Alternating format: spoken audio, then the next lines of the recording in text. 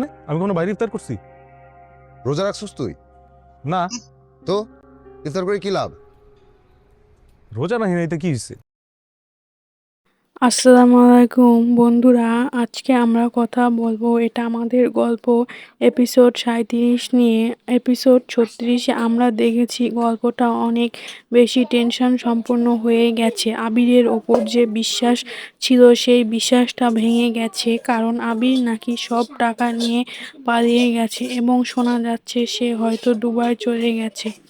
এদিকে ক্লায়েন্টরা খুব রেগে আছে, তারা পরিষ্কারভাবে বলে দিয়েছে 7 দিনের মধ্যে টাকা ফেরত না দিলে পুলিশে দেওয়া হবে। এই কারণে অফিসে বড় সমস্যা তৈরি হয়েছে। বসও ভীষণ চিন্তায় পড়ে গেছে এবং পরিস্থিতি সামাল দিতে গিয়ে মেরিনকেও চাকরিতে থেকে বের করে দেওয়া হয়। কিন্তু পরে বস বুঝতে পারে মেরিনের কোনো দোষ ছিল না, তাই সে মেরিনের কাছে ক্ষমা চায় এবং বলে, মেরিন তুমি আমার ঘর, তোমাকে ছাড়া আমি থাকতে পারবো না। অন্যদিকে এখন সবচেয়ে বড় প্রশ্ন হলো আবির আসলে কোথায়? সত্যি কি সে দুবাই গেছে? এপিসোড 37 আমরা দেখতে পারি বস হয়তো তার জমি বাড়ি বিক্রি করার চেষ্টা করবে যাতে ক্লায়েন্টের টাকা ফেরত দিতে পারে।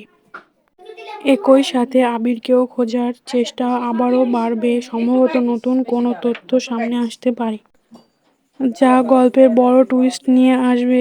তাহলে আপনার কি মনে হয়, আবির কি সত্যই প্রতারণা করেছে নাকি এর পেছনে অন্য কোনো রহস্য আছে?